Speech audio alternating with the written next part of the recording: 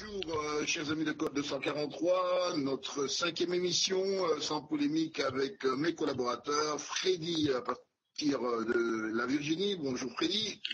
Bonjour. Michael à partir de Londres. Oui, bonjour. Freddy, Michael, nous avons appris hier qu'une Congolaise qui faisait partie d'un groupe de personnes qui avaient agressé une autre jeune Congolaise a été arrêtée.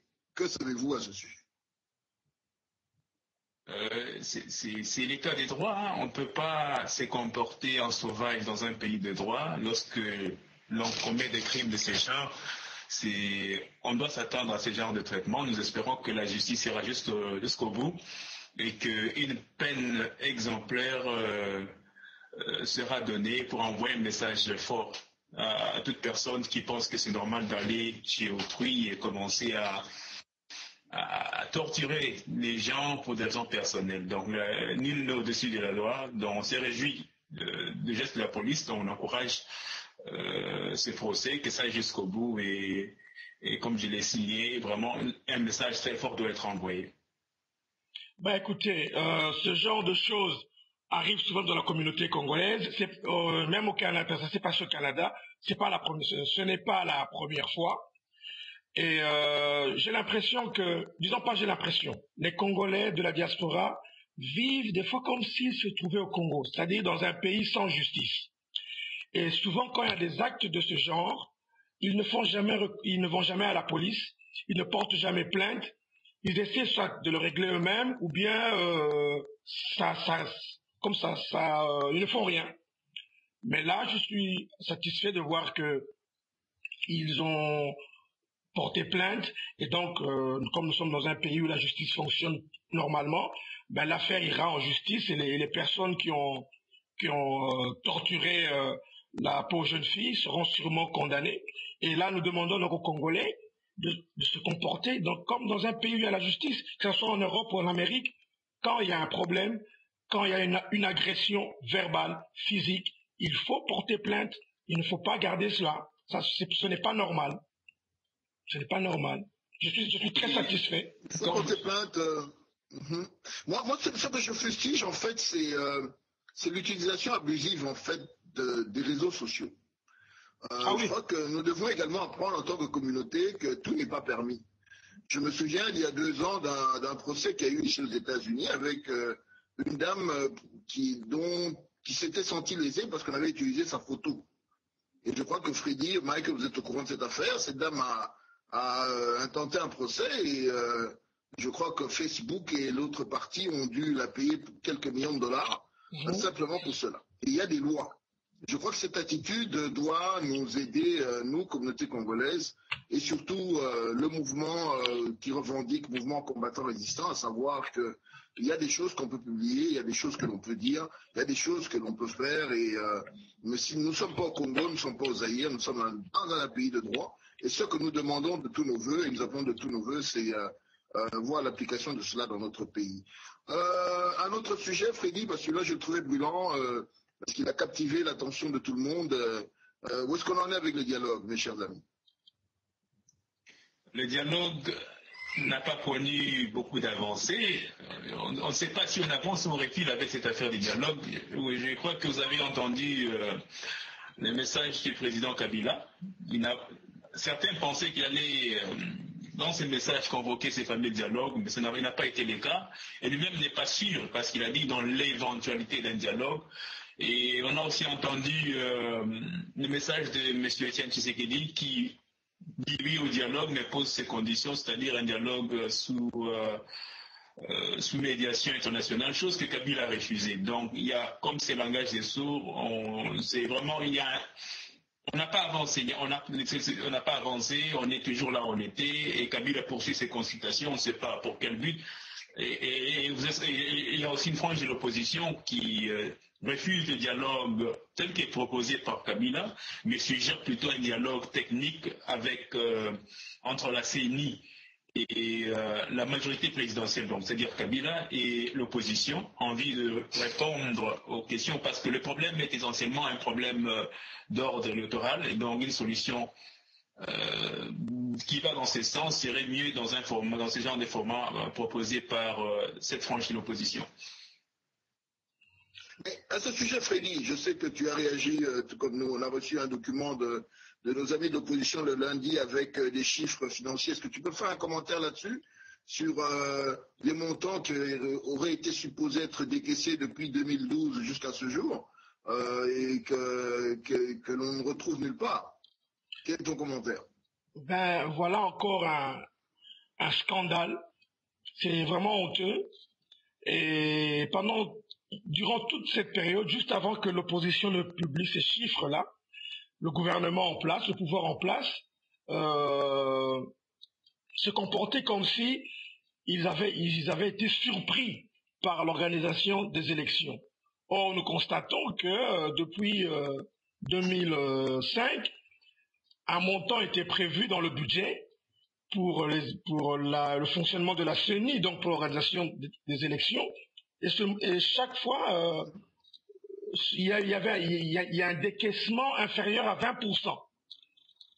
Mais nous constatons que la présidence dépasse toujours son budget. Même pour le trimestre de cette année, la présidence a déjà dépassé son budget. Et là, on se pose des questions. Monsieur Kabila, pourquoi vous faites des consultations? Vous voulez que vous consultez les gens, pourquoi? Si déjà l'argent qui vous est attribué, vous dépassez le budget. M. Matata Mpoyo, le fameux technocrate, la même chose, il dépasse le budget. Je ne sais pas qu'est-ce que M. Lambert Omalanga Mende va nous dire à ce sujet. Nous avons des chiffres, M. Lambert Mende, vous devez nous dire qu'est-ce qui s'est passé. Et donc, le pire dans tout cela, c'est, au fait, Abraham, Michael, moi, le pire dans tout cela, ce sont les représentants de l'opposition dans la CENI. Était-il au courant de ces décaissements inférieurs à 20% chaque année? Oui ou non? S'ils étaient au courant, pourquoi ce silence? Vous dites bien représentants de l'opposition dans la CENI. Sont-ils toujours des représentants de l'opposition au sein de la CENI? C'est là où se posent des problèmes parce que, à entendre le MLC, l'UDPS et l'UNC et les autres partis de l'opposition, ces gens ne répondent plus à l'opposition. C'est ce qui fait même que la CENI, qui devait fonctionner de manière consensuelle, c'est-à-dire ayant en son sein des membres, des représentants de la majorité présidentielle, de la société civile, ainsi que l'opposition. Déjà au sein, ça devait dire un consensus devait déjà être dégagé. Mais malheureusement, ce n'est pas le cas. Ces soi-disant représentants de l'opposition ont été débauchés, ils sont devenus et ils travaillent pour la majorité présidentielle. C'est pour ça que vous verrez que la CENI marche toujours selon les programmes de la majorité présidentielle. Ils ont commencé d'abord par la publication d'un calendrier partiel auquel ils avaient omis les élections présidentielles et législatives. Il a fallu beaucoup de pression pour qu'ils arrivent juste à sortir une date pour l'élection présidentielle. Ils l'ont fait par force et lorsqu'ils ont sorti ces calendriers, c'était un calendrier qui n'était pas consensuel et encore moins réaliste. Aujourd'hui, nous sommes déjà en retard. La loi sur la répartition de sièges pour l'élection locale n'a pas encore été votée. On parle juste du vote, parce que cette loi doit être votée et doit être envoyée à la Cour suprême, à la Cour constitutionnelle plutôt, pour vérifier sa conformité à la Constitution et par après promulguer. Tout ça ne va pas se faire. Vous voyez qu'on est déjà en retard. Les calendriers actuels doivent être changés. Donc les représentants de l'opposition, on ne peut plus les appeler en ce sens. Ils ne sont plus représentants de l'opposition parce qu'ils ne répondent plus à l'opposition. Ils ne font même plus rapport à l'opposition. Ils se disent maintenant indépendants. C'est un peu ce problème que nous avons au Congo, auquel dès qu'on a un poste, et voilà, on se dit, voilà, on te donne un poste, tu trahis. On donne un poste, tu trahis. On a vu la même chose en 2006, nous l'avons vu en 2011, où les représentants de l'opposition n'ont pas joué leur rôle au sein de la CENI, et c'est la même chose encore. Donc ces problèmes d'hommes persistent. Vous avez parlé, Abraham, de financement. Oui, c'est vrai. La loi prévoit que chaque année, au moins 200 millions de dollars est mis de côté pour les élections. Et il s'avère que aujourd'hui, si on compte à partir de 2012 à 2015 que nous sommes, donc ça fait pratiquement 3 ans. 3 ans, si vous faites combien 2 millions x 3, vous avez 250 millions en 2012, 259 millions en 239 en 2013, ça me fait déjà 489 millions, 246 en 2014, nous sommes au-delà de près de 600-700 millions, et 59 millions en 2015. Voilà ce qui était prévu. Et vous remarquez que déjà, on devait se trouver avec déjà plus de 800 millions de dollars. C'est-à-dire que le problème de financement ne se poserait pas. Alors ici, il y a un problème de volonté. Il y a un problème de volonté. Vous pouvez remarquer que, comme je vous ai dit, la majorité présidentielle fait tout pour que l'élection présidentielle n'ait pas lieu dans les délais. Il faut la retarder par tous les moyens possibles. Michael, s'il te plaît, c'est vrai que la majorité ne fait rien, mais parlons-en. Je crois qu'à chaque fois que le budget est proposé, il y a un contrôle budgétaire qui se fait. Tous nos amis du Parlement, majorité opposition, et que dire des sénateurs? Personne n'a vu cette affaire pendant 2-3 ans et comme par hasard, à 18 mois des grandes séances électorales, on nous met ceci sur la table. Mais effectivement, chaque année, il y a cette reddition des comptes. Chaque année, la Cour, le tribunal vérifie l'argent du Parlement pour voir le dépense et tout cela. Et quand vous savez que le point que vous dites est un point important, on peut dire aussi les opposants, pendant longtemps, dormaient parce que de la première année, ils devaient vérifier, savoir combien a été effectivement mis de côté. On a comme l'impression qu'ils étaient aussi distraits. C'est aujourd'hui qu'ils se sont réveillés et commencent à dire non, il fallait à partir de... Donc il n'y a pas eu ces contrôles-là. Moi je dis l'opposition parce que je sais que la majorité se protège toujours, même s'il y a un problème quelque part, ils vont se couvrir. C'est l'opposition qui devait plus jouer ces rôles-là de surveillant. Freddy, je vous remets la parole, je vous ai interrompu. Au fait, je voulais dire, c'est ça le plus gros problème. Le Parlement, moi je vise les opposants, ceux qui ont publié ces chiffres cette fois-ci. Pour moi, j'ai l'impression qu'ils sont en train de nous jouer une pièce de théâtre avec Kabila comme méchant. Eux, ce sont les bons, parce que ce n'est pas normal qu'après toutes ces années, c'est seulement maintenant qu'ils voient ces chiffres-là, alors qu'il y a une commission au Parlement, il y a un contrôle du budget, il y a un contrôle de, comment on appelle ça, de décaissement du budget, il y a un contrôle du fonctionnement de l'État, et ces parlementaires qui sont chargés de faire ce travail, qu'est-ce qu'ils ont fait durant toutes ces années? Ceux de l'opposition, parce que ceux du pouvoir, je crois même pas qu'ils se sont aperçus. Parce que eux, leur problème, c'est s'enrichir, s'en mettre plein les poches. Donc, beaucoup ne savaient même pas combien était décaissé, combien était proposé pour la chenille. C'était pas leur problème. Ils sont concentrés dans l'enrichissement personnel. Mais je parle de ceux de l'opposition, qui devraient normalement protéger la population et faire en sorte que les élections puissent se faire en 2015. Où étaient-ils? J'ai l'impression que c'est du théâtre. Et je crois que là, les Congolais doivent bien ouvrir leurs yeux, leurs oreilles. On doit, comment dirais-je, mettre devant la barre tous ces opposants qui sont au Parlement. Ils doivent nous expliquer.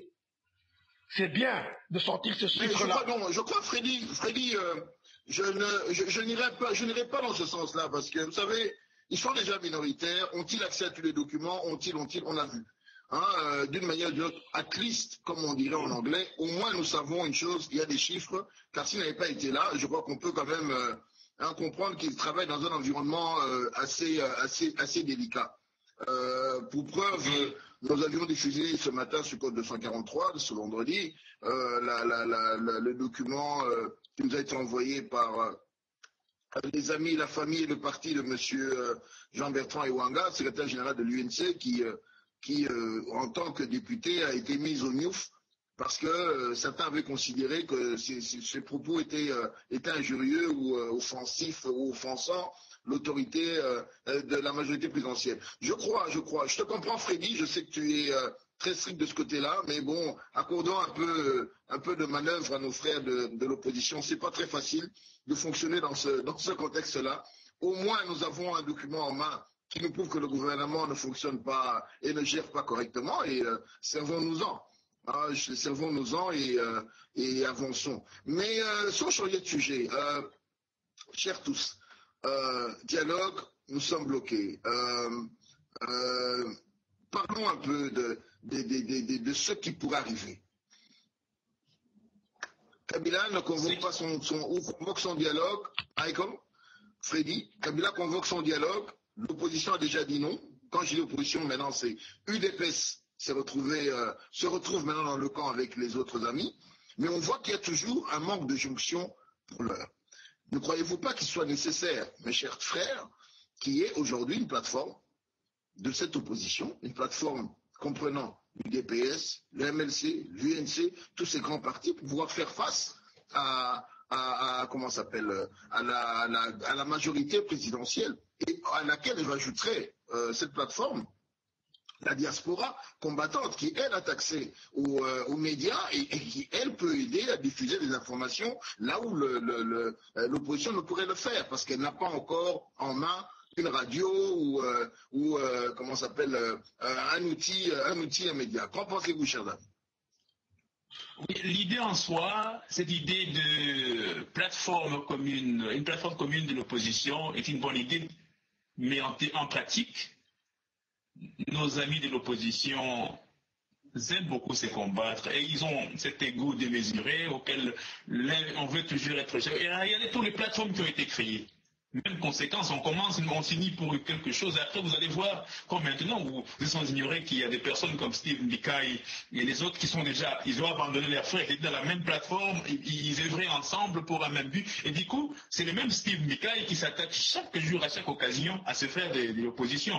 Vous avez travaillé avec eux. Si Mbikai a un autre point de vue, il n'a pas besoin de passer, on les fait passer à la RTNC, on les fait passer à Télé 50. Il s'attaque non pas au pouvoir, mais il s'attaque à ses pairs d'opposition. Donc c'est comme je dis, en RDC, il y a ce problème d'hommes. Et deux personnes ne peuvent pas marcher ensemble, au moins qu'ils aient une même vision. C'est ce qu'on a ici, c'est qu'il y a des personnes qui, lorsque le billet vert commence à circuler, ils changent, ils trahissent facilement. Mais l'idée est bonne, l'opposition est forte, unie. L'unité de l'opposition fera sa force. Mais dans la pratique, c'est quelque chose que malheureusement qui n'arrive pas. Et même jusqu'aujourd'hui, il y a cette division. Vous avez d'un côté l'UDPS qui dit oui au dialogue, vous avez les autres qui disent non au dialogue de Kabila, mais proposent un dialogue plus technique avec entre Kabila, disons l'opposition, la majorité et la CENI. Et ça a toujours évolué de la sorte. Vous pouvez regarder en 2006. 2006, Mbemba n'avait pas reçu le soutien de l'UDPS, malgré que l'UDPS avait boycotté. L'UDPS n'avait pas donné un mot d'ordre pour qu'on soutienne Mbemba. Ils avaient préféré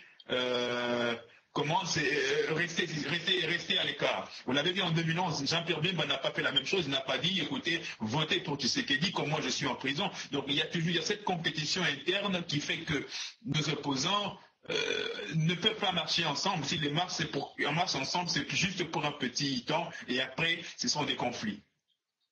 Effectivement, moi je rejoins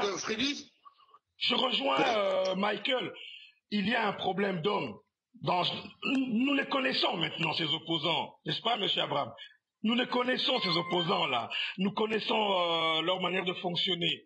Il y a trop d'ambition personnelle, il y a leur ego. Vous voyez, comme les Steve Mbikai qui vont à gauche, à droite, qui font du ping-pong, comme le disait M. Ngunza Karlibon, les Lissanga Bonganga, les Fayulu, tous ces gens, ils se mettent ensemble, après ils se séparent, ils font des plateformes chaque année, on a des plateformes qui changent de nom.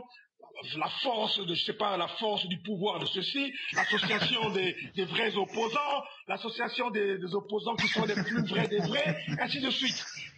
Ça ne donne rien tout ça.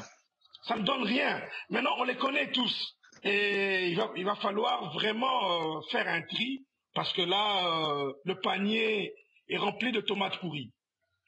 Tomates pourries, donc là, nous sommes... Mais je reviens, chers amis. Oui. Merci Freddy, merci... mis à part Steve Mbikai, je constate que Moinan Seni et Luyeye Tous ces gens-là. Tous les deux, chefs de parti. Abraham, vous citez les Mwanase, mais vous avez son nom. Parce que sa déclaration était forte. Ils parlent tous les deux d'une transition. L'un parle d'une transition de 3 ans. Et l'autre, le Yéyé, tout récemment, je crois que son document a été diffusé hier, lui parle d'une transition de 5 ans avant qu'on ait aux élections.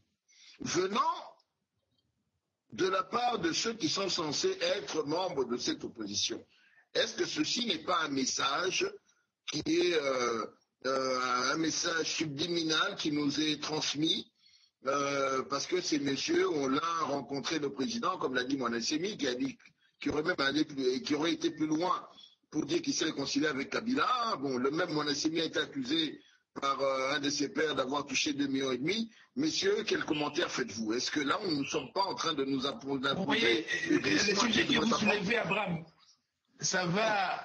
On vient de parler de ça, on a dit il y a un problème d'homme. Prenez Mwanasemi. Vous êtes sans ignorer ce qui s'est passé avec les adeptes de Boudia Congo. On a tué beaucoup, et même chez Béa, c'est ces dossiers qui a conduit à sa mort. Il voulait justice pour ces genres de personnes, ces adeptes qui avaient été tués. Il faisait des enquêtes, et il avait même préparé un dossier qu'il devait aller déposer à la CPI par rapport à ce qui était passé au Bas-Congo. Et vous voyez aujourd'hui, cet homme revenir aujourd'hui, et il vous dit, non, il ne faut pas que Kabila profite celle du glissement, nous aussi.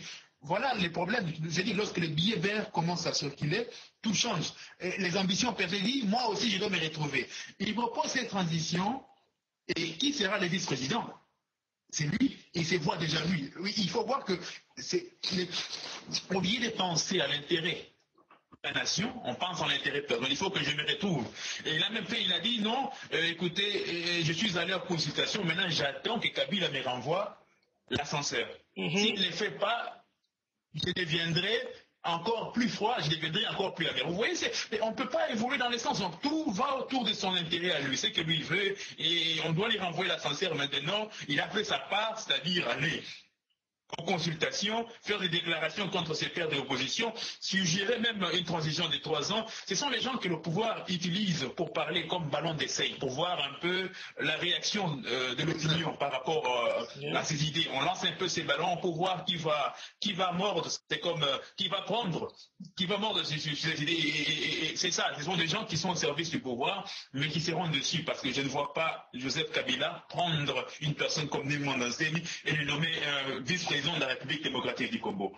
Il n'a ni les profils, ni quoi, il ne remplit ni les conditions. Oui, garde ton idée. Mais, messieurs, essayez de voir une chose. Une transition de 3 ans, qu'est-ce que ça veut dire? On n'a pas remplacé on ne remplace personne. Les sénateurs restent sénateurs, les gouverneurs restent gouverneurs, les députés restent députés. Bref, tous ceux qui sont dans l'appareil administratif et politique de la RDC continuent de fonctionner. Ne croyez-vous pas que ceci serait une attrape à laquelle plusieurs personnes risquent de mordre, parce que derrière, il y a un aspect pécunier. Nous savons comment fonctionne le gouvernement. Si aujourd'hui il y a une proposition, je la vois déjà venir, augmentation des émoluments des députés, qui peut passer de je ne sais combien d'argent ils touchent aujourd'hui, c'est jamais officiel, on ne sait pas effectivement combien il y a. Si cette somme est doublée, croyez-vous que ces messieurs vont dire non? Parce qu'ils n'ont aucune garantie de se faire élire en 2016. Abraham, au niveau du Parlement, Kabila a déjà la majorité, donc ce n'est pas un problème. Au niveau du Parlement, vous savez que des fois, avant certains votes, les députés exigent l'argent, ils disent non, pour qu'on vote pour, il faut nous donner l'argent, et Kabila les fait. Donc il a déjà la majorité au niveau du Parlement, là ce n'est pas un problème. Mais le problème maintenant c'est au niveau de l'opposition, parce que c'est l'opposition qui doit faire ses contrepoids. L'opposition qui doit empêcher, vous avez vu avec la loi électorale. Mais c'est vrai, échangeons. Tu parles de l'opposition contre quoi? Mais ici, nous parlons de Mwanasemi qui est l'opposition et de Luyeye qui est l'opposition. Déjà, on voit que ce message. Voilà pourquoi j'ai dit que ce sont on a un problème d'ordre. Ce sont des gens qui sont utilisés par le pouvoir. Il est à des consultations.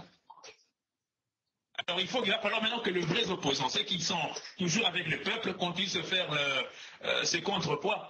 Ben, il y aura toujours, comme j'ai dit, quand vous avez donné l'idée de plateforme de l'opposition, on a soulevé ce genre de cas de personnes qui changent comme les caméléons. Tantôt il est opposant, tantôt il est contre Kabila. La nuit il revient, il part. C'est ça qui fait les problèmes. Mais le reste de l'opposition doit être soudé s'il faut et lutter contre toute idée de transition parce que c'est une violation de la Constitution. C'est que les gens ne comprennent pas, c'est que avec une transition, la Constitution actuelle tombe caduque. Ce qui voudrait dire que Joseph Kabila pourra se représenter plus tard. Parce que la chose qui l'empêche de se représenter actuellement, c'est la Constitution. À part la Constitution, il n'y a pas autre chose. Il fait d'une manière tactile. Aller avec eux, les dire, écoutez, nous pouvons faire ceci. Mais lui, il voit loin, c'est un stratège. Il voit que si je m'embarque dans une transition avec eux, je pourrais encore me représenter, il n'y aura plus rien qui pourra me empêcher. Et ils vont se trouver devant une situation qu'ils n'ont pas compris. Mais au fait, Abraham, tu as mis le doigt là où il fallait. C'est-à-dire que ces messages subliminaux sont envoyés à tous ceux qui participent à la gestion de la chose publique. Et donc, c'est une façon de leur dire, on fait une transition de 3 ans ou de 5 ans, parce que les 3 ans vont aller à 5 ou 6 ans, on sait comment ça se passe chez nous. Eh bien, vous allez garder vos positions, vous allez garder vos émoluments, et même, comme ils sont tous, comme on dit au Congo, dans les COP, ils font tous des COP, donc ils sont là en train de piller le pays, vous allez continuer à le faire. Et moi, je reste président. Parce que le but, c'est que Kabila reste président. Et donc, c'est ça le message. Et ces gens, ils sont habitués, ils sont rentrés dans une routine de s'enrichir, de s'en mettre plein les poches. Ils ne sont pas prêts à un changement. Ils veulent bien qu'il y ait une démocratie, mais une démocratie qui va dans leur sens. Et je ne crois pas qu'ils ne vont pas mordre à l'hameçon. Et ça, c'est même très grave, Abraham et Michael, parce que ça affaiblit le pays. Le pays est déjà faible. Si on continue à gérer le pays comme il est géré aujourd'hui, il sera encore beaucoup plus faible dans 3, dans 4 ans. Et je crois que je ne sais pas si vous le savez, mais si vous demandez à nos frères qui vivent à l'Est, ceux qui vivent à la frontière Ouganda, Congo, ben cette partie du pays, c'est pratiquement l'Ouganda. Ces gens sont tournés vers l'Ouganda. Pour aller à Goma, c'est plus facile de passer par Kigali que par Kinshasa. Pour aller à Bukavu, la même chose. C'est plus facile de passer par le Rwanda ou le Burundi que passer par Kinshasa. Ce sont des parties du pays qui sont factuellement dans le Rwanda et dans l'Ouganda. Factuellement. Mais officiellement, non. Mais factuellement, ils sont dedans. Et maintenant, je comprends pourquoi beaucoup de compatriotes du Kivu, qui vont souvent chez eux, sont silencieux. Parce qu'ils sont obligés de passer par Kigali. Et s'ils font beaucoup de bruit, eh ben, ils vont se faire coincer à l'aéroport de Kigali. Et alors, si on laisse... On se fait coincer à l'aéroport de Kigali. Non, oui. Ça c'est très bien vu, Freddy. Tu voulais rajouter? Vas-y, je t'en prie.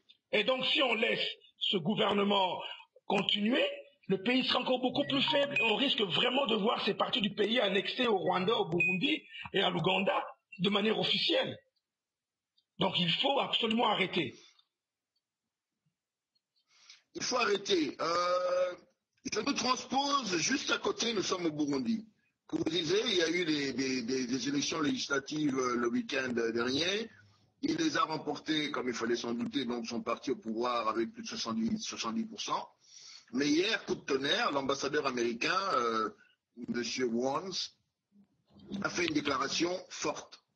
Je vous la lis un peu en substance. Je crois que pour ceux qui suivent Code 243, il est sur notre mur.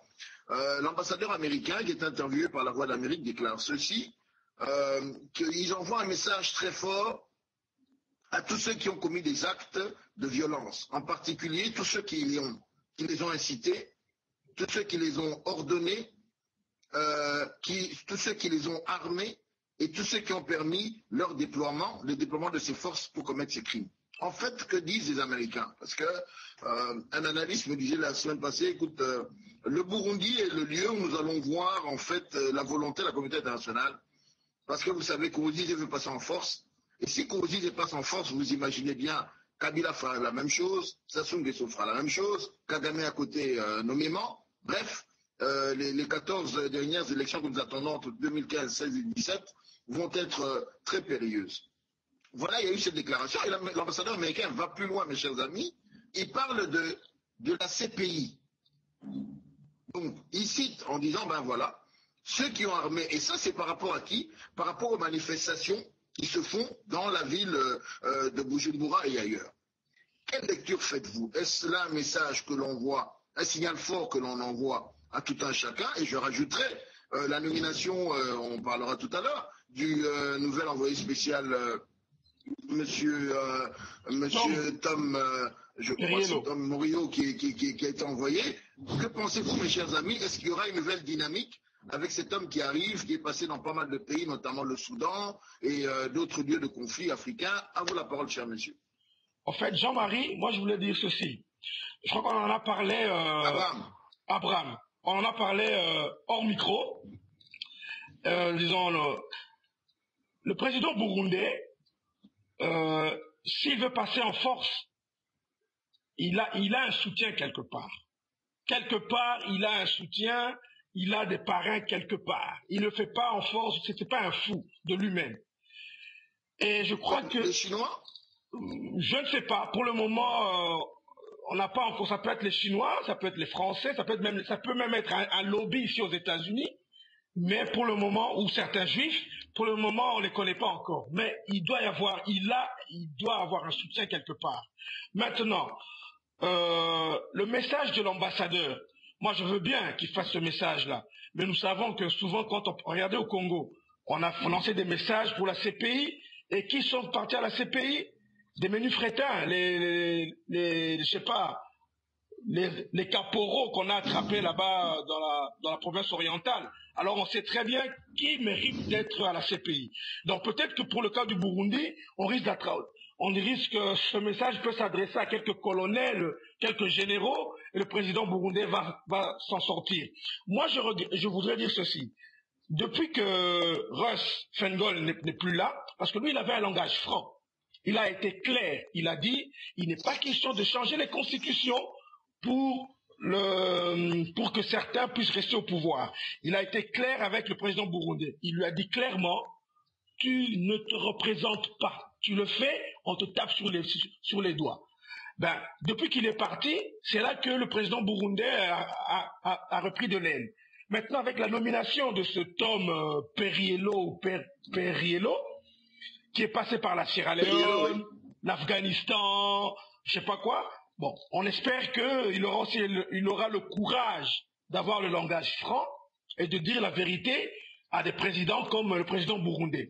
Mais moi, je pense que on aurait dû arrêter le président burundais avant même l'organisation des élections. Là, il a réussi à passer... Mais Freddy, je voudrais vite revenir. J'ai vu à la télévision belge, il y a 2 jours, le vice-président, l'un des vice-présidents qui avait fui, le président du Parlement qui avait fui, et un autre opposant passe à la télévision belge. Vous savez ce que ça veut dire. Et plus loin sur BBC Afrique, un des généraux qui avait fui, qui avait été cité dans le push, a lui déclaré qu'ils allaient prendre les armes. Croyez-vous que c'est un hasard tout ça, que l'on accorde à ces messieurs un tel podium, une telle extra pour pouvoir s'exprimer? Ne croyez-vous pas ou ne voyez-vous pas venir cette odeur de poudre avec le soutien des drones et de toute la technologie de la communauté internationale? Merci, hein. Écoutez, ça nous rappelle l'épisode du maréchal Mobutu. C'est comme ça que ça se passe. Ça se passe comme ça. Les opposants ont droit, passent à la télé, on raconte des choses sur le président, et puis finalement il part. Mais le problème dans tout cela, c'est le peuple. Ça va prendre du temps. Regardez, là il y a des manifestations, on tue les gens, on arrête les gens, et ça va durer combien de temps avant que le président burundais soit mis hors d'état de nuire? Entre-temps, le sang va couler et tout ça. Donc on aurait dû le stopper bien avant. Là, il est président de la République. Là, je regrette un peu la manière dont la communauté internationale a géré cette affaire. Mais ce qui est évident, pour conclure, ce qui est évident, c'est que avec comment dirais-je, la tribune qui est donnée aux opposants en Belgique et avec le message de l'ambassadeur américain, ce qui est évident, c'est que le président burundais n'en a plus pour longtemps. Ça, c'est évident. Il n'en a plus pour longtemps. Michael. Oui, comme vous avez souligné, oui, c'est un message, hein, c'est un message qui vient, hein, comme on dit, warning, avertissement. Et ce matin, j'apprends qu'il y a eu des attaques à la province nord. Il y a un groupe armé qui a attaqué et qui a commencé, donc ils ont une guerre au Burundi. Bon, une information à confirmer, mais il y a déjà, donc ça se raconte déjà, et nous attendons la confirmation. Et tout cela pointe que si Nkurunziza persiste, il y aura une guerre civile. Et vous savez la position du Rwanda vis-à-vis de Nkurunziza. Il n'y a pas longtemps, on a entendu des informations selon lesquelles des jeunes Burundais étaient en formation au Rwanda. Donc quelque chose se prépare dans ce sens. Et malheureusement, vous pouvez regarder tous les dictateurs n'écoutent pas malheureusement. Ils écoutent un seul langage, celui de la force.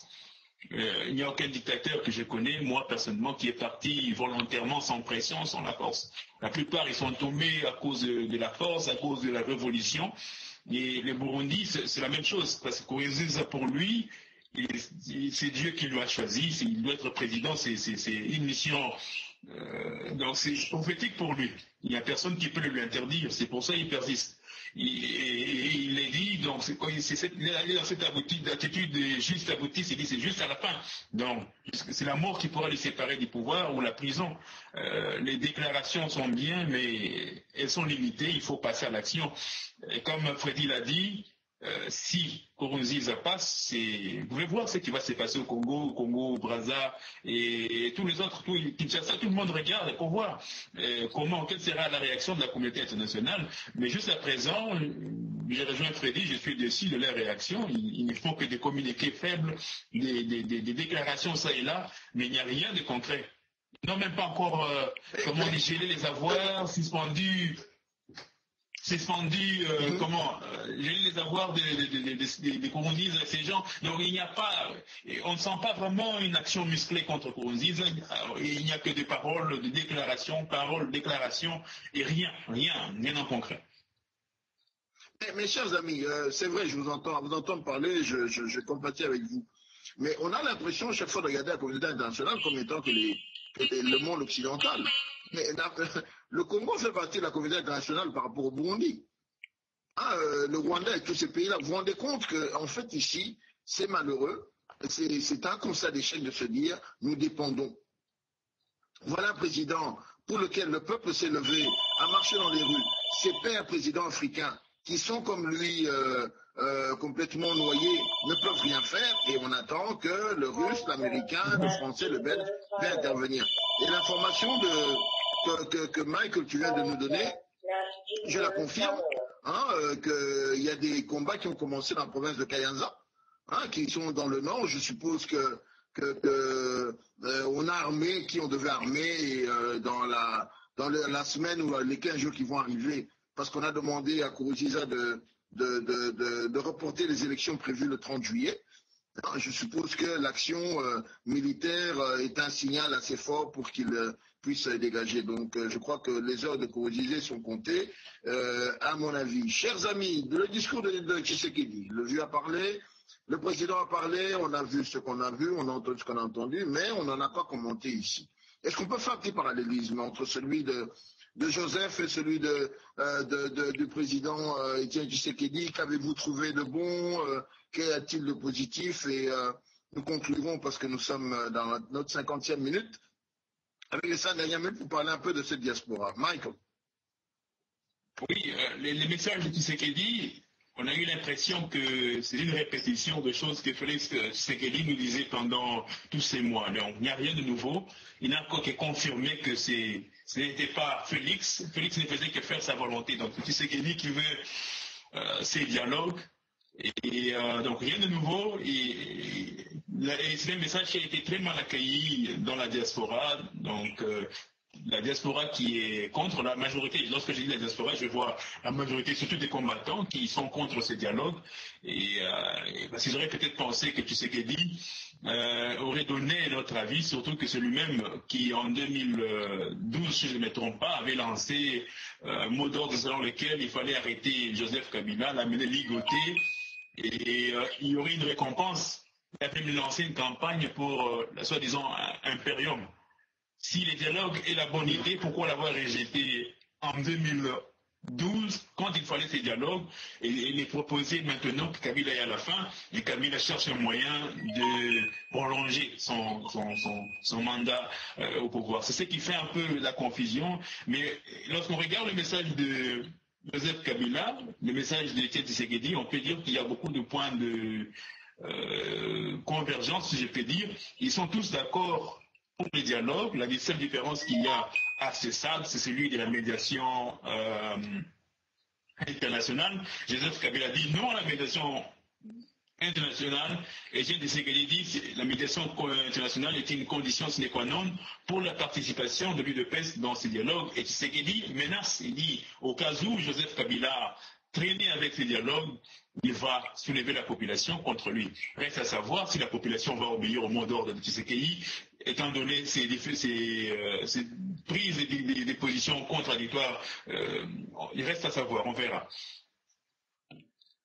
Au fait, moi je voulais dire ceci. Freddy, je me tourne vite vers toi. En fait, comme tu le sais, Abraham, le message de Tshisekedi a beaucoup déçu. J'ai eu des échos de Kinshasa. Il n'y a pas que la diaspora qui a été déçue. Même à Kinshasa et dans le pays, dans la République, beaucoup de Congolais ont été déçus du message de M. Tshisekedi. Alors, on peut comprendre les réactions des Congolais parce que, bon, 1 million de personnes, 1 million de réactions, il y a eu des réactions épidermiques, il y a eu des gens qui se sont énervés, qui ont insulté et tout. On peut comprendre cela, mais M. Tshisekedi a beaucoup déçu. Mais Abraham, moi il y a un petit détail, bon c'est peut-être moi qui vois cela, mais M. Tshisekedi n'a pas lu ce message lui-même. D'habitude, parce qu'il a parlé, il a fait son discours, il a parlé, mais quand il a fallu faire un message à la nation, il a donné ce message à quelqu'un d'autre pour le lire. C'est un petit détail, mais connaissant la manière dont ce monsieur fonctionne, c'est peut-être un message aussi qu'il envoie. Une façon de dire que ce n'est pas lui. Ce n'est pas lui. Non, mais bon, au vu aussi qu'il est signé, ben bon, ce sera difficile, vous savez. C'est aussi un homme de la rigueur. Bon, c'est ça. Ça peut être interprété, mais... Pour Freddy, peut-être pour rejoindre Freddy, je dirais ceci. Lorsqu'il avait parlé au mois de février, il n'avait que parlé pour quelques minutes. Et récemment encore, il n'a parlé que pour 3 minutes. Et donc, alors ça peut peut-être... pas dire que c'est pas Tshisekedi, mais dire est-ce qu'il a encore la force. On a comme l'impression que c'est plus Tshisekedi qui parlait lui-même, qui pouvait tenir des discours de longues heures. Ouais. Maintenant, il parle juste un peu, même le discours de quelques minutes qu'il a fait, on peut noter beaucoup d'incohérences dans son discours. Il dit des hésitations. Ce n'est plus Tshisekedi qui était sûr de lui-même, Tshisekedi fort. Et il a donné les discours à son docteur qui est en même temps, je ne sais pas, son collaborateur, on ne sait pas s'il y a un conflit d'intérêt là-bas, mais c'est ce docteur qui a continué avec ses discours. Donc on a l'impression que on veut voir Tshisekedi, on veut le voir parler beaucoup. Et un autre détail. On veut le voir, mais bon, il faut qu'on soit conscient que c'est vrai qu'on veut le voir. Oui, vas-y, Frédéric. Un petit détail. Le DPS insiste absolument sur le dialogue selon, comment dirais-je, la résolution 2098 et tout ça. Mais si vous lisez la résolution, ce dialogue-là, il faut inclure le Rwanda, le Burundi et l'Ouganda. Il faut inclure tous les pays signataires. C'est-à-dire que ce n'est pas un dialogue qui doit se faire entre l'opposition congolaise et la majorité présidentielle. C'est un dialogue, si vous lisez le document, qui doit inclure aussi tous les pays signataires de l'accord global, de l'accord comment on appelle ça, cet accord qu'ils ont signé, puisqu'il y avait plusieurs pays, il y avait les pays pardon, l'accord cadre. Voilà, l'accord cadre. Donc, et c'est très technique, c'est très technique. Oui, mais attendez, est-ce que dans les techniques, là, parce qu'il ne faut pas qu'on se perde ici, je crois que lorsqu'on parle de dialogue, c'est en fait d'imposer, de mettre en place une structure qui va permettre, comme tous ces pays-là signataires de ce document, s'étaient engagés à ne pas agresser, s'étaient engagés à ne pas fournir de l'aide, tout ça aux groupes rebelles. Je crois que c'est beaucoup plus dans ce cadre-là que l'on intégrait ce dialogue-là, c'est de garder un contact permanent entre les différentes factions de part et d'autre, ce qui justifie par ailleurs la présence d'envoyé spécial du secrétaire général de l'ONU, qui en est un de l'Union européenne et un autre des États-Unis. Oui. Mes frères, oui, allô? Je voudrais nous sommes à notre dernière minute là, qu'on puisse descendre un peu, parler à propos de dialogue, le dialogue en République démocratique, en République du Congo. Nous avons vu Sassou Nguesso qui est sorti une visite avec François Hollande, mitigé, attaqué par les combattants, ceci, cela, bref. Et voilà. Qu'en savez-vous? Que savez-vous? Qu'est-ce qui s'est peut-être dit à l'Élysée entre les deux présidents? Est-ce que ça est parti négocier une rallonge de son pouvoir? Michael, qu'est-ce que tu en penses?